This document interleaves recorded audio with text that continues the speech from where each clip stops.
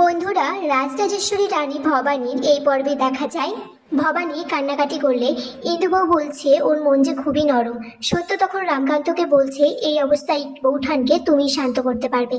এই বলে তারা সবাই ওখান থেকে চলে যায়। রামকান্ত ভবানীকে বলছে, ভবানী, কিছু নিয়ম সমাজের বানানো, না তোমার হাতে আছে না আমার হাতে। ভবানী বলছে, আপনি তো রাজা, আপনি তো নিয়ম বদলেও দিতে পারেন। সহমরণে যদি স্বামীদের যেতে বলা হয় তাহলে কজন যাবে আপনি বলুন।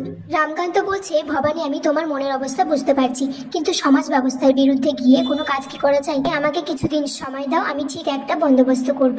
তার আগে যে একটা কাজ বাকি রয়ে গেছে। ভৈরবী মা তারাপীঠের মহাশ্মশানে যে কাজ আমায় দিয়েছিল সেই কাজ আমাকে শেষ করতে হবে। মা ভবানীকে নাটোরের রাজ সিংহাসনে প্রতিষ্ঠা করতে হবে। এদিকে আলোচনা সবাই রামকান্ত সবাইকে বলছে, এই সবাই আমি একটা গুরুত্বপূর্ণ আলোচনা পেশ করতে চাই। আমি চাই রাজধানী নিয়ে আসা মা ভবানীর মূর্তিটা প্রতিষ্ঠা করতে। যেদিন রাজধানীর গলায় বিস্তি লেগেছিল সেদিন মা তারা না থাকলে ওর মৃত্যু নিশ্চিত ছিল, আর আমি সেখানে দাঁড়িয়েই প্রতিজ্ঞা করেছিলাম রাজা হওয়ার পর আমার প্রথম কাজ হবে সসম্মানে মা ভবানীকে এই নাটোরের রাজমন্দিরে প্রতিষ্ঠা করা। এদিকে আচার্য গুরু রেগে উঠে যায়।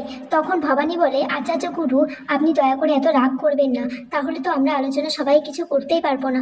আচার্য গুরু বলছে, যুগ পাল্টেছে, সময় পাল্টেছে, কিন্তু আজীবন আমি এই নাটোরের জয় দুর্গার সেবায় নিয়োজিত করেছি নিজেকে। এই অনাচার আমি আগেও মানিনি, আজও মানিনি, আর মানবও না বলে সেখান থেকে চলে যায়। কিন্তু শেষে রঘুরাজা রামকান্তকে অনুমতি দেয়।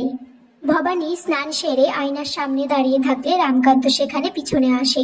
ভবানীর চুলটা রামকান্তের মুখে লাগলে ভবানী বলে, আমি একদম দেখতে পাইনি মহারাজা, বুঝতে পারিনি আপনি এখানে দাঁড়িয়ে আছেন। রামকান্ত তখন বলছে, বুঝলে তাহলে আমার না বলা না বোঝা কথা আছে।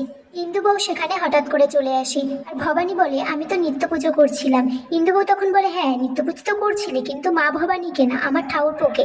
ভবানী বলছে, মা ভবানীর মূর্তি প্রতিষ্ঠার পর আমার ইচ্ছে প্রথম আরতিটা আচার্য গুরু করবেন।